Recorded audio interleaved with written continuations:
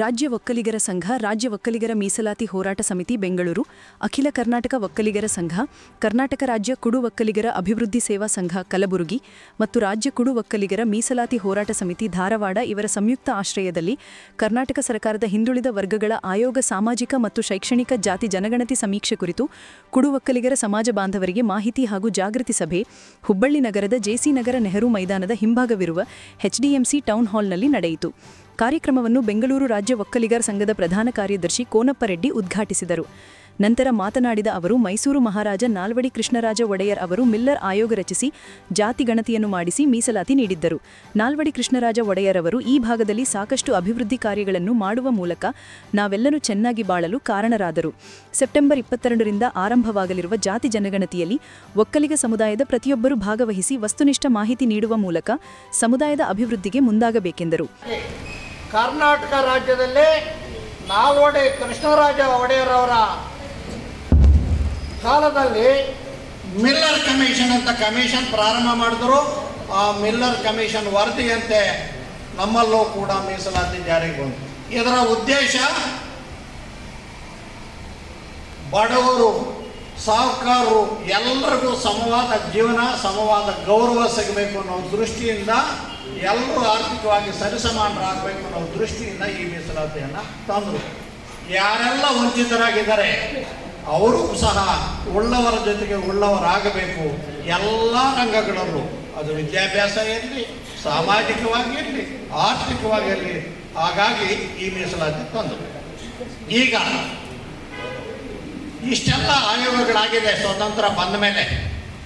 ಎಲ್ಲ ಆಯೋಗಗಳಲ್ಲೂ ಸಹ ಒಕ್ಕಲಿಗರು ಹಿಂದುಳಿದವರಂತಲೇ ಹಚ್ಕೊಂಡು ಬಂದರು, ಶಿಫಾರಸು ಮಾಡ್ಕೊಂಡು ಬಂದರು ಸರ್ಕಾರಕ್ಕೆ. ಆದರೆ ಚಿನ್ನಪ್ಪ ರೆಡ್ಡಿ ಅಂತ, ಚಿನ್ನಪ್ಪ ರೆಡ್ಡಿ ಅಂದ ತಕ್ಷಣ ನಮ್ಮ ಸಮುದಾಯ ಅಂತ ತಿಳಿಬೇಡಿ, ಅಲ್ಲ.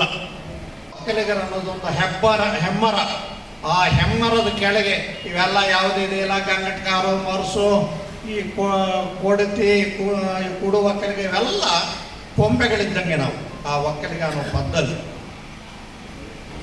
ಹಾಗಾಗಿ ನಾವೆಲ್ಲ ಇವತ್ತು ಇದ್ದೀವಿ, ಒಂದು ಮೀಸಲಾತಿಯನ್ನು ಪಡೀತಾ ಇದ್ದೀವಿ. 1994ರಲ್ಲಿ ಬಾಲಗಂಗಾಧರನಾಥ ಸ್ವಾಮೀಜಿಗಳೇನಾದರೂ ಚಿನ್ನಪ್ಪ ರೆಡ್ಡಿ ವರದಿಯನ್ನು ತಿರಸ್ಕರಿಸಲಿಲ್ಲ, ಪ್ರತಿಭಟಿಸಲಿಲ್ಲ ಅಂದಿದ್ರೆ ಸಂಪೂರ್ಣವಾಗಿ ಒಕ್ಕಲಿಗರೆಲ್ಲ ಮೀಸಲಾತಿಯಿಂದ ಹೊರಬೀಳ್ತಿದ್ರು. ಇವತ್ತೇನಾದರೂ ಪಂಚಾಯತಿ ಮೆಂಬರ್, ತಾಲೂಕು ಪಂಚಾಯತಿ, ಜಿಲ್ಲಾ ಪಂಚಾಯತಿ, PLD ಬ್ಯಾಂಕು, ಡೈರಿ, TAPCMS, ಹೀಗೆ 10 ಹಲವು ಸಹಕಾರ ಸಂಘಗಳಲ್ಲಿ ಮೀಸಲಾತಿ ಏನಾದರೂ ಪಡೀತಾ ಇದ್ದೀವಿ ಅಂದರೆ ಆ ದಿವ್ಯ ಚೇತನದಿಂದ ಮಾತ್ರ. ಹಾಗಾಗಿ ಇವತ್ತು ರಾಜ್ಯ ಒಕ್ಕಲಿಗರ ಸಂಘ, ನಿರ್ಮಲಾನಂದ ಶ್ರೀಗಳ ಹಾಗೂ ನಂಜಾವಧೂತರ ಆಶೀರ್ವಾದದೊಂದಿಗೆ ರಾಜ್ಯ ಒಕ್ಕಲಿಗರ ಸಂಘ ಹಾಗೂ ರಾಜ್ಯ ಒಕ್ಕಲಿಗರ ಮೀಸಲಾತಿ ಹೋರಾಟ ಸಮಿತಿ ಎರಡು ಜಂಟಿಯಾಗಿ ಹೋರಾಟ ನಡೆಸ್ತಾ ಇದ್ದೇವೆ. ಆ ಹೋರಾಟದಿಂದಲೇ ಕಾಂತರಾಜ್ ವರದಿ ಕಸದ ಬುಟ್ಟಿಗೆ ಸೇರಿದ್ದು. ಇವತ್ತು ಎಲ್ಲ ಒಕ್ಕಲಿಗರು, ನಾವೆಲ್ಲ ಯಾರು? ಹಿಂದೂ. ಧರ್ಮ ಕೇಳಿದಾಗ ಎಲ್ಲ ಹಿಂದೂ, ಜಾತಿ ಕೇಳಿದಾಗ ಒಕ್ಕಲಿಗ, ಉಪಜಾತಿ ಈ ಭಾಗದಲ್ಲಿ ಕುಡು ಒಕ್ಕಲಿಗ ಅಂತ ಬರೆಸಿ. ಯಾಕೆ ಅಂತ ನಾ ಕೇಳಬಹುದು ಯಾರಾದ್ರು. ನೀವು ಆ ಭಾಗದಲ್ಲೆಲ್ಲ ಜಾತಿ ಒಕ್ಕಲಿಗ, ಉಪಜಾತಿನೂ ಒಕ್ಕಲಿಗ ಅಂತ ಬರೆಸ್ತಾ ಇದ್ದೀರಿ, ಈ ಭಾಗದಲ್ಲಿ ಯಾಕೆ ಕುಡು ಒಕ್ಕಲಿಗ ಅಂತ ಬರ್ಸಕ್ಕೆ ಹೇಳ್ತಿದ್ದೀರಿ ಅಂತ ನೀವು ಕೇಳ್ಬೋದು. ಅದರ ಹಿಂದೆ ಒಳ್ಳೆಯ ಒಂದು ಸದುದ್ದೇಶ ಇದೆ. ಏನು ಸದುದ್ದೇಶ? ಆ ಭಾಗದ ಒಕ್ಕಲಿಗರೆಲ್ಲ, ಅದು ಯಾವುದೇ ಉಪಪಂಗಡ ಇರಲಿ, ಮರ್ಸಿರಲಿ, ಮುಸ್ಕಿರಲಿ, ಗಂಗಟ್ಕಾರಿರಲಿ, ದಾಸೊಕ್ಕಲಿಗ ಇರಲಿ, ಮುಳ್ಳೊಕ್ಕಲಿಗ ಇರಲಿ, ಉಪ್ಪಿನ ಕೊಡಗ ಇರಲಿ, ಎಲ್ಲರೂ ಕೂಡ ಸರಿಸಮನಾಗಿದ್ದಾರೆ ಆರ್ಥಿಕವಾಗಿ. ಈ ಭಾಗದ ಒಕ್ಕಲಿಗರು, ಕುಡು ಒಕ್ಕಲಿಗರು, ನೀವು ಆ ಭಾಗದ ಒಕ್ಕಲಿಗರು ಹೋಲಿಕೆ ಮಾಡಿದಾಗ ಸರಿಸಮನಾಗಿ ಇಲ್ಲ. ನಿಮಗೆ 3Aನಲ್ಲಿ ನೀವು ಕಾಂಪಿಟೇಟ್ ಮಾಡೋಷ್ಟು ಇನ್ನೂ ಆರ್ಥಿಕವಾಗಿ ಸುಭದ್ರರಾಗಿಲ್ಲ. ಆ ಕಾರಣದಿಂದ ನಿಮ್ಮನ್ನು 2A ಕೆಳಗೆ 2B ಕೆಳಗೆ ಬಂದಾಗ ಒಂದು ಯಾವುದೇ ರಾಜಕೀಯ ಕ್ಷೇತ್ರದಲ್ಲಿ ಇರಲಿ, ಶಿಕ್ಷಣ ಕ್ಷೇತ್ರದಲ್ಲಿರಲಿ ಸ್ಪರ್ಧೆ ಮಾಡಲಿಕ್ಕೆ ಅನುಕೂಲ ಆಗ್ತದೆ.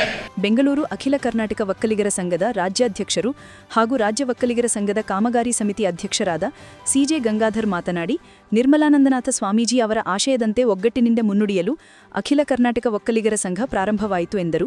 ರಾಜ್ಯ ಸರ್ಕಾರ ಸೆಪ್ಟೆಂಬರ್ 22ರಿಂದ ನಡೆಸಲಿರುವ ಸಾಮಾಜಿಕ, ಶೈಕ್ಷಣಿಕ, ಆರ್ಥಿಕ ಹಾಗೂ ಜಾತಿಗಣತಿ ಸಮೀಕ್ಷೆಯಲ್ಲಿ ಒಕ್ಕಲಿಗ ಜನಾಂಗಕ್ಕೆ ತುಂಬಾ ಮಹತ್ವವಾಗಿದ್ದು, ಪ್ರತಿಯೊಬ್ಬ ಒಕ್ಕಲಿಗರು ತಮ್ಮ ಜಾತಿ ನಮೂದಿಸುವುದರೊಂದಿಗೆ ಉಪಜಾತಿ ನಮೂದಿಸಬೇಕು ಎಂದರು.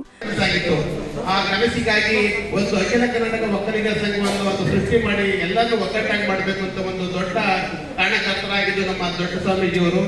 ಅದನ್ನ ಈಗಲೂ ಅವ್ರನ್ನ ನಿಲ್ಲಿಸ್ಕೊಂಡು ದಯವಿಟ್ಟು ಎಲ್ಲರೂ ಒಗ್ಗಟ್ಟಾಗಬೇಕು. ನಮ್ಮ ಒಕ್ಕಲಿಗರಲ್ಲಿ ಒಗ್ಗಟ್ಟಾಗಿಲ್ಲ ಅಂದ್ರೆ ನಿಮ್ಗೆ ತುಂಬಾ ಮುಂದಿನ ದಿನದಲ್ಲಿ ತುಂಬಾ ಕಷ್ಟ ಆಗುತ್ತೆ. ಈಗಾಗಲೇ ನಮ್ಮ ಕಾಮರಾಜ್ ಆಯೋಗ ವರದಿಯಲ್ಲಿ ನಮ್ಮನ್ನು 6ನೇ ಸ್ಥಾನಕ್ಕೆ ತಳ್ಳಿದ್ದಾರೆ. ನೀವೆಲ್ಲರೂ ಒಗ್ಗಟ್ಟಾಗಿ ಯಾವುದೋ ಒಂದು ರಾಜಕೀಯ ಇದಕ್ಕೋಸ್ಕರ ನೀವು ಯಾರೋ ಒಂದು ಒತ್ತಾಸೆಗೆ ಹೋಗಿ ಸ್ವಲ್ಪ ಹಣಕಾಸಿನ ಒಗ್ಗಟ್ಟಿಗಾಗಿ ಹೋದ್ರೆ ನಮ್ಮ ಮುಂದಿನ ಭವಿಷ್ಯ, ನಮ್ಮ ಮಕ್ಕಳ ಮೊಮ್ಮಕ್ಕಳ ಭವಿಷ್ಯ ತಲೆಮಾರಿಗೆ ತುಂಬಾ ಸಮಸ್ಯೆ ಆಗುತ್ತೆ. ಆದ್ರಿಂದ ನಿಮ್ಮ ಮನೆಗೆ ಗಣತಿದಾರರು ಬರ್ತಾ ಇದ್ದಾರೆ. 22ನೇ ತಾರೀಕಿಂದ ನಮ್ಮ ಸಾಮಾಜಿಕ ಶೈಕ್ಷಣಿಕ ಪ್ರಗತಿ ಮನೆಗೆ ಬಂದಾಗ ದಯವಿಟ್ಟು ನೀವು ಜಾತಿ ಗಣತಿ ನಂಬರ್ 1541 ಅಲ್ಲಿ ಕಾಲಂ ನಂಬರ್ 9ರಲ್ಲಿ ನೀವು ದಯವಿಟ್ಟು ಕಾಲಂ 9ರಲ್ಲಿ ಒಕ್ಕಲಿಗ ಅಂತ ಬರೆಸಿ, ಉಪಜಾತಿ ನಮ್ಮ ಕನಸಿ ಹೇಳಿದಂಗೆ ಕುಡು ಒಕ್ಕಲಿಗ ಅಂತ ಬರೆಸಿ, ಏನು ತೊಂದರೆ ಇಲ್ಲ. ನಿಮ್ಮ ಆದಷ್ಟು ಎಲ್ಲ ಸಬ್ಜೆಕ್ಟ್ಗಾಗಲೇ ಎಲ್ಲ ಹೇಳಿದ್ದಾರೆ. ಎಲ್ಲನೂ ತಾವು ದಯವಿಟ್ಟು ಬಂದಾಗ ಎಲ್ಲ ಕಡಿಮೆ ಇಟ್ಕೊಂಡು ಹೇಳಿದಂಗೆ ಎಲ್ಲ ನಾವು ತುಂಬ ಜಾಸ್ತಿ ಹೇಳ್ಕೊಂತೀವಿ. ಒಕ್ಕಲಿಗರು ಆದಷ್ಟು ತುಂಬಾ ಕಡಿಮೆ ಹೇಳ್ಕೊಂಡುಗಳಿಂದ ನೀವು ಒಗ್ಗಟ್ಟಾಗಿಲ್ಲ. ದಯವಿಟ್ಟು ಬೇಜಾರು ಮಾಡ್ಕೊಂಬಿಡಿ. ಇದು ಒಂದು ಒಳ್ಳೆ ಸುಸಮಯ, ಒಂದು ಅಡಿಪಾಯ ಆಗಿದೆ. ಇವತ್ತಿಂದ ನಾವೆಲ್ಲರೂ ನಿಮ್ ಜೊತೆಗಿರ್ತೀವಿ. ನಮ್ಮ ಇಡೀ ರಾಜ್ಯ ಒಕ್ಕಲಿಗ ಸಂಘ ನಿಮ್ಮ ಹಿಂದೆ ನಿಂತಿದೆ. ಏನ್ ನಿಮ್ಮಲ್ಲಿ ಖರ್ಚಾಗುತ್ತೋ ಇದಾಗುತ್ತೆ ಎಲ್ಲ ನಾವು ನೋಡ್ಕೊಳ್ತೀವಿ. ಅದನ್ನ ಮುಂದಿನ ದಿನದಲ್ಲಿ ನಮ್ಮ ಸೆಕ್ರೆಟರಿ ಅಧ್ಯಕ್ಷ ಎಲ್ಲ ಕೂತ್ಕೊಂಡು ತೀರ್ಮಾನ ಮಾಡ್ತೀವಿ. ನೀವು ಯಾವುದಕ್ಕೂ ಹಿಂಜರಿಬೇಡಿ. ದಯವಿಟ್ಟು ನೀವು ಮುಂದಕ್ಕೆ ಎಲ್ಲರೂ ಒಗ್ಗಟ್ಟಾಗಬೇಕು ಅಂತ ನಾನು ನಿಮ್ಮ ಮೂಲಕ ಕೇಳ್ಕೊಳ್ತಿದ್ದೀನಿ.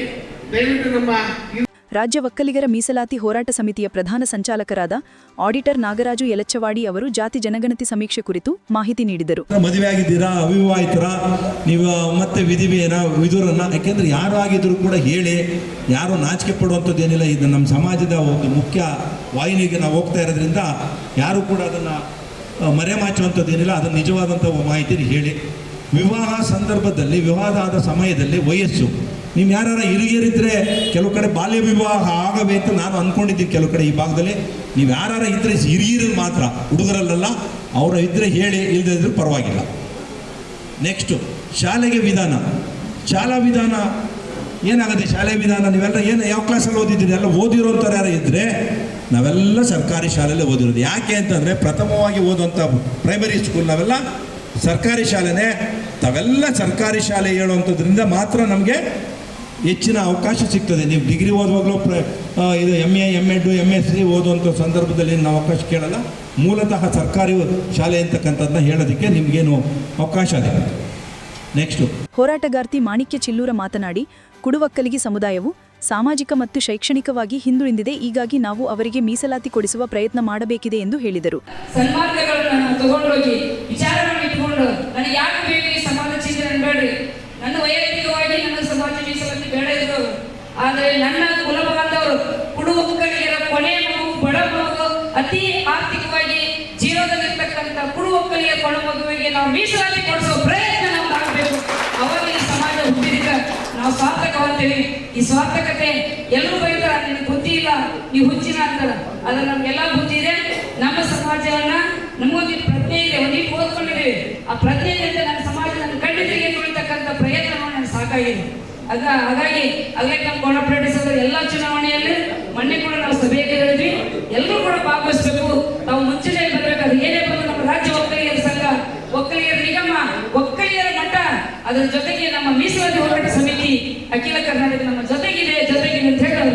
ಕಾರ್ಯಕ್ರಮದಲ್ಲಿ ಧಾರವಾಡ ಅಖಿಲ ಕರ್ನಾಟಕ ಒಕ್ಕಲಿಗರ ಸಂಘದ ಜಿಲ್ಲಾಧ್ಯಕ್ಷ ಹನುಮಂತಪ್ಪ ನೇಗಿವಾಳ, ಶಿವರಾಜ್ ಪಾಟೀಲ, ಉಪಾಧ್ಯಕ್ಷ ಶಿವಲಿಂಗಗೌಡ್ರು, ಪ್ರಧಾನ ಕಾರ್ಯದರ್ಶಿ ರಂಗ್ರೇಗೌಡ್ರು, ಅಖಿಲ ಕರ್ನಾಟಕ ಒಕ್ಕಲಿಗರ ಸಂಘದ ರಾಜ್ಯ ಉಪಾಧ್ಯಕ್ಷರು ಎಲ್ ಕೃಷ್ಣ ಮಂಡ್ಯ, ದುರ್ಗಮ್ಮ, ಕೋಶಾಧ್ಯಕ್ಷರಾದ ರಾಮನುಜಪ್ಪ, ಸಹ ಕಾರ್ಯದರ್ಶಿ ಆಶಾ ಮೋಹನ್, ಸಂಘಟನಾ ಕಾರ್ಯದರ್ಶಿ ಗೋವಿಂದೇಗೌಡರು, ಹನುಮಂತಪ್ಪ ಗೋಜಿನೂರು, ವಿಜಯನಗರ ಜಿಲ್ಲೆ ಅಖಿಲ ಕರ್ನಾಟಕ ಒಕ್ಕಲಿಗರ ಸಂಘದ ಉಪಾಧ್ಯಕ್ಷ ಸಾಗರ್ ಗೌಡ, ಸಂಕೇತ್ ಗೌಡ ಬಿಜಾಪುರ ಜಿಲ್ಲೆ, ಅರುಣ್ ರಾಯಚೂರು, ಅಂಬರೀಶ್ ಗೌಡ ರಾಯಚೂರು, ಗುರು ದೇಸಾಯಿ ಗುಲ್ಬರ್ಗಾ, ಮದಲಘಟ್ಟಪ್ಪ, ಜಯಶ್ರೀ ಕಾಳೇಶಹೋರಿ, ಉತ್ತರ ಕರ್ನಾಟಕದ ಕರ್ನಾಟಕ ಒಕ್ಕಲಿಗರ ಸಂಘದ ತಾಲೂಕು ಅಧ್ಯಕ್ಷರು, ಜಿಲ್ಲಾಧ್ಯಕ್ಷರು ಮತ್ತು ಪದಾಧಿಕಾರಿಗಳು ಭಾಗವಹಿಸಿದರು.